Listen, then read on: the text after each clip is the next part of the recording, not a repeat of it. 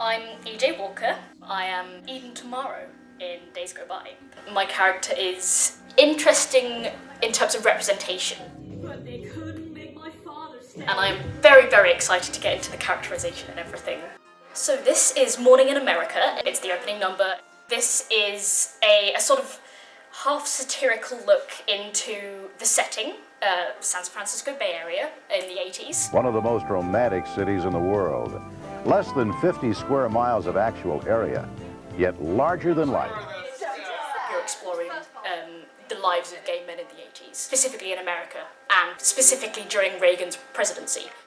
You've got like the AIDS crisis on the horizon and things like that, and that becomes like an integral point of the show. So to set this up, we have this number which satirically looks at all of that and sets up the scene and gives us an insight into the characters.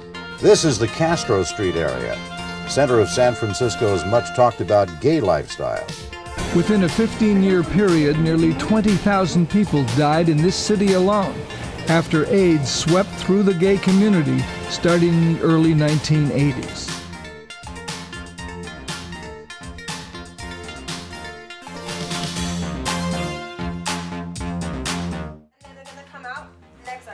And then we can actually do that now. High five, brilliant. I got a surefire, foolproof way. I'm Jane Nichols and I'm the choreographer of Days Go By. I've actually choreographed numerous musicals in the past and I've learnt a lot from doing it, and I feel like every show it just gets a bit easier to figure out like what works, what doesn't work. I think something that I've learnt that's incredibly important going into a rehearsal space, you have to have other options available. That's how. Okay, I think it's a bit messy. I'm going to figure out what to do there instead. I just watched loads and loads of 80s aerobics. I don't know, there's a really famous 80s aerobics championship video on YouTube that I watched and took some moves from that. We are the champions!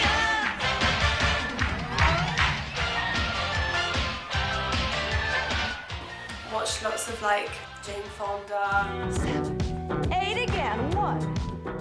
I have recently been diagnosed with FND, which is a neurological disorder that can affect the way that my body feels and the way that it works, and I've had to navigate that while choreographing this, and it's been really eye-opening and fun figuring out how I can sort of build up my own strength as well. And I think it's been a really nice way of learning how to move again and like reflecting on like how other people who maybe aren't like strong dancers, like how I can make these moves work for both myself and these people as well. Cross, out, cross, shoulders, comfy.